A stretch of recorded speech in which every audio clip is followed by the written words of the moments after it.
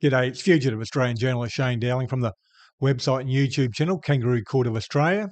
Now, this is one of my most important videos because the National Anti-Corruption Commission published a report a couple months ago called Operation Kingscliff.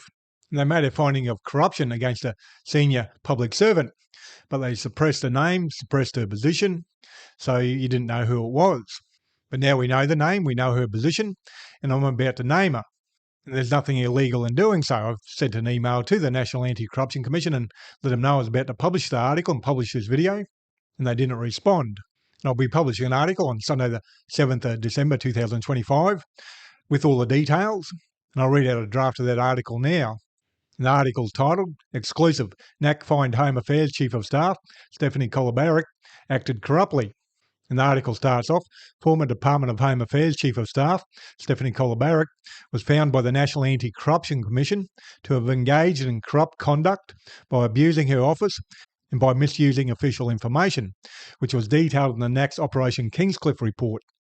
But the Operation Kingscliff report, which was published on the 30th of June 2025, gave Stephanie Kolobaric, her sister and her sister's fiancé pseudonyms, so they could not be identified by the media or public. And the report made no mention of the Chief of Staff and instead said Senior Executive Officer in the Department of Home Affairs. Then about a month ago, it was revealed in the Senate estimates hearing that the person in question was the Chief of Staff to the Department of Home Affairs Secretary Stephanie Foster when the corruption allegation was made, although they did not name the Chief of Staff. The Operation Kingscliff / Chief of Staff issue was raised again in the Senate estimates hearings this week, which also exposed a powerful prima facie case of a cover-up by Home Affairs Secretary Stephanie Foster and NACC Commissioner Paul Brereton. The photo up on screen now is Stephanie Foster on the left and Stephanie Kolobaric on the right. I posted a message on social media on Wednesday the 3rd of December 2025 which said, does anyone know who Joanne Simonson is? That is a pseudonym that NACC gave Home Affairs Secretary Stephanie Foster's former Chief of Staff when they made a corruption finding against her in the Operation Kingscliff report. No, it's not a crime to name her. I received the tip. My understanding, going by the relevant org charts, Stephanie Kolobaric and her sister Natalie Kolobaric. I then did some research and found the fiancé was Jay McLinden. Stephanie Kolobaric shows up in a Government Senate Estimates Home Affairs Organisational Chart document on the top right on the government's website as the Chief of Staff as of the 12th of February 2024. And I'll just put a screenshot of that up on screen now. I then sent an email to the NACC media team, which I'll put up on screen now, which I posted to the NACC on X as well. The email says, from Shane Dowling, sent on Wednesday the 3rd of December 2025 at 11:19 p.m. to the NACC media team. Subject, Operation Kingscliff, real names. And the email says, Dear Sir, Madam, I'm an independent journalist and have a few questions regarding Operation Kingscliff.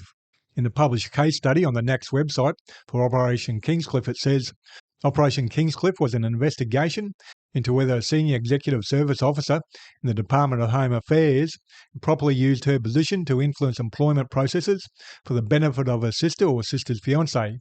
The Commission found the official engaged in corrupt conduct by abusing her office and by misusing official information. The report used pseudonyms and said Joanne was an SES Band 1 officer in Home Affairs. Her sister Melissa and Melissa's fiancé Mark were employed by other Australian government agencies. Questions. Can you confirm that Joanne is Stephanie Kolobaric, who was a former Chief of Staff to the Department of Home Affairs Secretary Stephanie Foster? Number 2, can you confirm that her sister Melissa is Natalie Kolobaric? Number 3, can you confirm that Melissa's fiancé Mark is Jay McLinden? Number 4, can you advise how many times the Department of Home Affairs Secretary Stephanie Foster has spoken to NACC Commissioner Paul Brereton on the phone about Stephanie Kolobaric and or Operation Kingscliff? Please respond by 5 p.m. Thursday the 4th of December 2025 so I can publish and in case I have further questions. Regards, Shane Dowling. The NACC has not responded, which I take as confirmation that Stephanie Kolobaric, Natalie Kolobaric and Jay McLinden were the people in the report. The NACC could have tried legal action to stop this article, but the reality is the horse had already bolted when the Senate named the person's position as being the former Chief of Staff to the Home Affairs Secretary Stephanie Foster.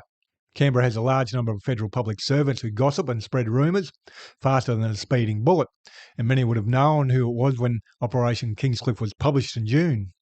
Anyone in Canberra who didn't know would have known once the Senate said it was a former Chief of Staff at Home Affairs. Basic allegations in the NACC media release for Operation Kingscliff were the Commission found the official had engaged in corrupt conduct by abusing her office to give her sister and her sister's fiancé an improper benefit and by misusing official information. A key element of the investigation was the transfer of the sister's fiancé to Home Affairs under Section 26 of the Public Service Act 1999.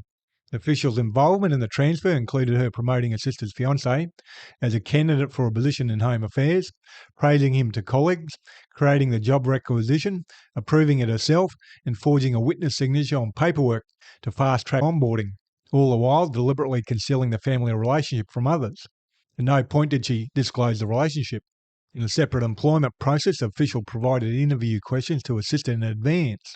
The Commission found the conduct was serious because of the seniority of the public official, the deception involved, and the significant benefits of securing a public service role, and systemic because the behaviours were repeated, and because nepotism and cronyism and undeclared conflicts of interest in APS recruitment are an area of widespread concern. The public official has resigned from the Australian Public Service. Had she not done so, the Commission would have recommended that her employment be terminated. Prima facie case of a cover-up by Home Affairs Secretary Stephanie Foster and NACC Commissioner Paul Brereton. The investigation into the cover-up is ongoing, but two issues worth raising at this point. Firstly, Home Affairs Secretary Stephanie Foster and NACC Commissioner Paul Brereton had at least one private phone call discussing the Stephanie Kolobaric corruption investigation, yet neither kept notes of the phone call, which is a red flag because people in their positions discussing such a serious issue should always keep notes. And secondly, Home Affairs Secretary Stephanie Foster claims no one in her office told her of the corruption allegations against her Chief of Staff, Stephanie Kolobaric, for weeks, which is another red flag as it's just not believable. The video I'm about to show you, Green Senator David Shoebridge asked NACC CEO Philip Reid and NACC General Manager Legal Rebecca Omega about the NACC suppressing Stephanie Kolobaric's name in the Operation Kingscliff report. The video is from Senate estimates on the 1st of December 2025, and I'll show you that video now. It's only a couple of minutes. But did you ever think that it might be inappropriate asking Ms Foster, because it was actually her Chief of Staff? And you see, by eventually making the Chief of Staff's name anonymous, that was protecting her, wasn't it? But her comments weren't in relation to her Chief of Staff. No, but then you used, the Commission then used the argument about protecting those three individuals as the reason why you didn't release the Chief of Staff's name. You used Ms Foster's concerns as the basis for not releasing her Chief of Staff's name. I wouldn't say it's Ms Foster's concerns. That was one of the reasons, though, that was taken into account in terms of the exercise of the Commissioner's discretion whether to publish. And it's just lucky for Ms Foster, is it, that her Chief of Staff's name, following her suggestion about protecting these other three, that argument about protecting the other three is then used by the Commission to also not release Ms Foster's Chief of Staff's name. That was just a lucky bycatch, was it, from Ms Foster, for Ms Foster? Not at all. It was one of several considerations that the Commissioner, upon recommendation, took into account in terms of making that decision about whether or not to publish names. And clearly, page 6 of the report specifically deals with the issue of the use of pseudonyms for protagonists and for witnesses, and it talks about why. It's the reason Ms Foster gave. It's the very reason Ms Foster gave. Why the Commission made the decision the Commission made. And it's the very reason Ms Foster gave, isn't it? It's her reason. And you don't say anything about this coming from Home Affairs and Ms Foster. But the Commission makes its own decisions about these matters, Senator. I mean, you, I think, see a conspiracy behind every matter that we happen to be involved in. I just see a gross lack of transparency. And this all has to come out through FOIs. At no point in the report does it say Home Affairs sought to protect these the identities of these individuals. Why wasn't that included in the report? Well, it was the decision of the Commission as to what it did. You went through and did procedural fairness for a reason, I assume. Yes. Home Affairs says, be careful disclosing these three people's names. You then decide not to disclose those three people's names, and in order to protect their names, you also don't disclose the corrupt Chief of Staff of the Secretary, and you don't say that the idea came from Home Affairs. You don't see a problem there. In the next video I'm about to show you, Green Senator David Shoebridge asked Home Affairs Secretary Stephanie Foster about a phone call she had with NACC Commissioner Paul Brereton about Stephanie Kolobaric, and Foster says she didn't keep notes, which, like I previously said, just not believable. And I'll show you that video now. It's only a minute long. I also recall speaking with the NACC Commissioner, I don't have a record of exactly which day, to indicate my concern about the officer remaining in place for any length of time.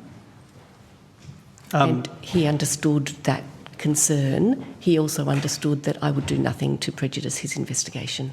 Did you, obviously if you're having a conversation about a corruption matter involving your own Chief of Staff with the NACC Commissioner, you would carefully document and file note that conversation. Can you provide the file note and the documentation you have about the conversation you had with the NACC Commissioner about the corruption of your own Chief of Staff? I'll take that on notice, Senator. Did you file note it?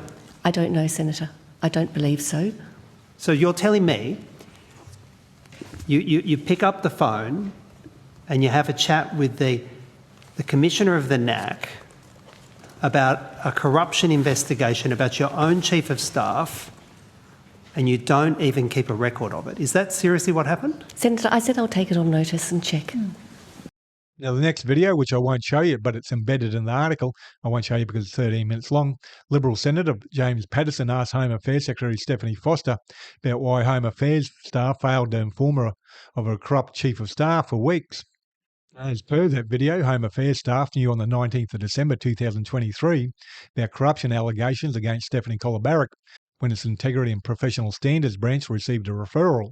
But Secretary Stephanie Foster says she didn't know until January 2024. The referral to the NACC was made by the acting secretary while Foster was on leave.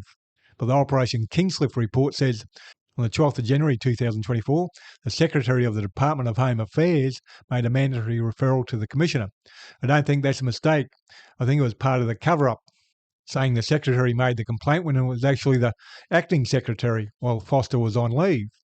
Like I said, I won't show you the video of Liberal Senator James Paterson and Home Affairs Secretary Stephanie Foster, but you can go to my article and that video is embedded in there, and I just won't show you because it's 13 minutes long.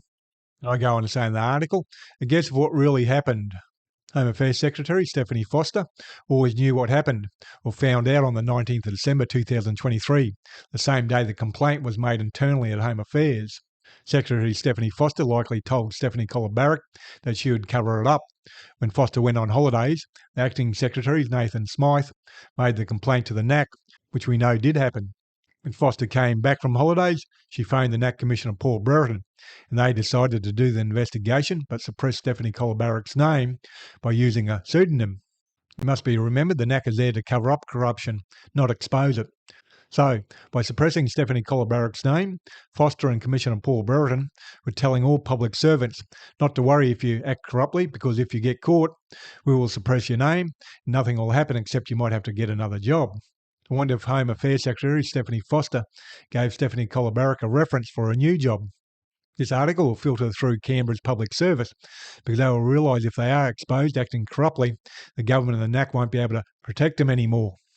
And given this article, the NACC are going to have to review the tactic of using pseudonyms to protect corrupt public servants and others.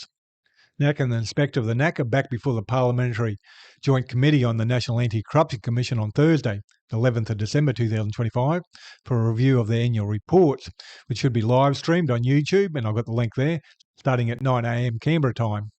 Now, I started a campaign 2 weeks ago, and this is what I've got to say at the end of the article. 2 weeks ago, I launched a campaign with a simple goal to find 200 new monthly supporters so I can keep doing this work as a fully independent journalist, running this site and the YouTube channel without corporate backing or paywalls. Since then, 19 wonderful people have stepped up and become monthly supporters. That's huge, thank you. We're now at 181 to go. If you've been enjoying the work and aren't yet supporting monthly, I'd be incredibly grateful if you consider joining them. Here's the situation. Like most independent journalists, I'm basically a one-person small business. Right now, a lot of us are feeling the squeeze, just like many small businesses and households are. To stay afloat and keep bringing you the reporting I do, I need roughly 200 more people, 181 now, like I said, chipping in whatever they can comfortably afford each month. Anything from $3 to $100 or whatever works for your budget makes a real difference. There's no lock-in. You can cancel or adjust at any time. And if that feels doable, you can see all the donation options on the donations page. And there's a link for that below this video on YouTube and also on my website. You can go to the donations page. Your support, whether it's a monthly donation or one-off donation or sharing the articles, is what keeps independent voices like this one alive. And please do your bit and help shine a light on corruption and share this video on social media. And please hit the like and subscribe button and notification button. That way you get notified when I publish new videos. Other than that, thank you for your time and have a good day.